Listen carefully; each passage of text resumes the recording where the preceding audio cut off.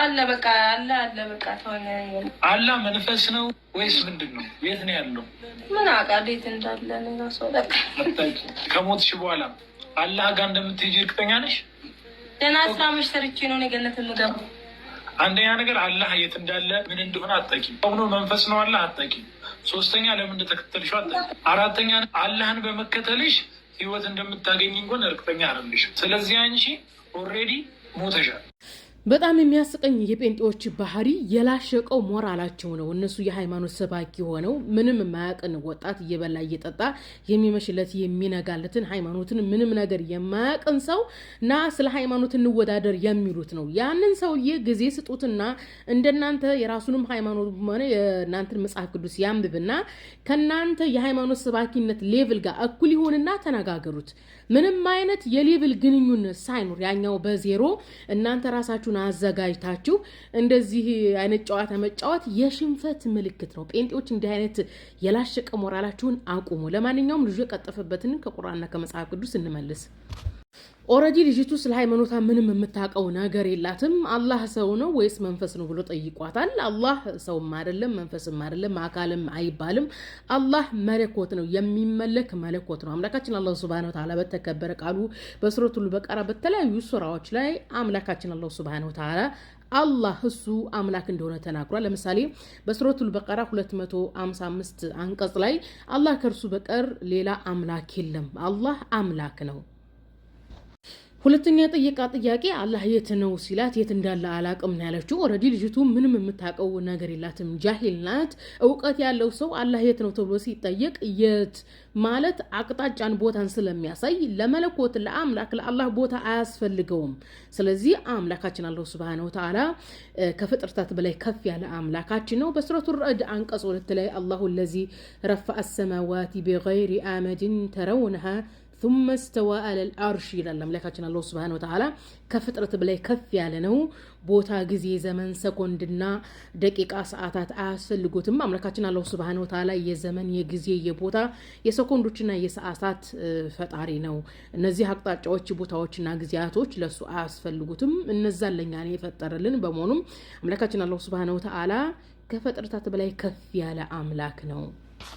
በሶስተኛ ደረጃ የጠየቃት አላህን ለምን እንደምትከተዩ አታቂም ብሏታል። አልመለሰችም ስለማታቀው። ነገር ግን እኛ ሙስሊሞች አላህን የምንከተለው አምላካችን ፈጣሪያችን ስለሆነ ስለፈጠረን ነው። ለዛም ነው አምላካችን አላህ ሱብሃነሁ ወተዓላ በሱረቱ ዛሪያት አንቀጽ 56 ላይ ወማ ኸለቅቱል ጅነ ወልኢንሰ ኢላ ሊያዕቡዱኒ ብሏል። ጋኔንና ሰውንም ሊገዙኝ እንጂ ለሌላ አልፈጠርኳቸውም ብሏል። የምንከተለው የምንገዛው እሱን እንድንገዛው ስለፈጠረን እንደሆነ ነው የነገረን በቁርአን ላይ። ነገር ግን መጽሐፍ ቅዱስ ላይ የሰው ልጅ ለምን ዓላማ እንደተፈጠረ ራሱ መልስ የለም፣ መረጃ የለም። አራተኛ ላይ የጠየቃት አላህን በመከተልሽ ህይወትን ተስፋን አታገኝም እያለ ሲዋሽ ነበር። አምላካችን አላህ ሱብሃነሁ ወተዓላ በሱረቱ ኑር ማለትም በብርሃን ምዕራፍ አንቀጽ 55 ላይ አምላካችን አላህ ሱብሃነሁ ወተዓላ በሱ ካመንን ህይወትን እንደምናገኝ ተስፋን እንደምናገኝ ነግሮናል። አላህ እነዚያ ከእናንተ ያመኑትና መልካም ስራዎችን የሰሩትን እነዚያን ከእሱ በፊት የነበሩትን እንደተካ በመድር ላይ በእርግጥ ሊተካቸው ለእነርሱ ያንን የወደደላቸውን ሃይማኖታቸው ሊያደላድላቸው ከፍርሃታቸውን በኋላ ጸጥታ ሊለውጥላቸው ተስፋን ቃል ሰጥቷቸዋል። አምላካችን አላህ ሱብሃነሁ ወተዓላ ተስፋን ህይወትን ሰጥቶናል።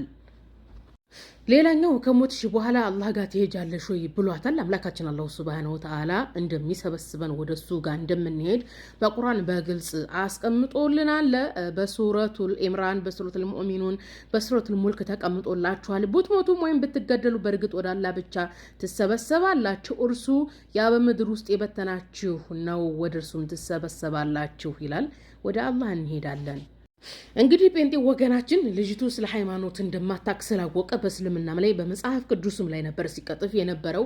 ሰላት መስገድሽ ያዋጣሽ ምናምን እያለ ለቀጠፈው መጽሐፍ ቅዱስ ላይ እምነትና ስራ አስፈላጊ ነው፣ ሰላት አስፈላጊ ነው። ኢየሱስ ክርስቶስ ሰላትን ይሰግድ ነበረ፣ ጸሎትን ያቀርብ ነበረ።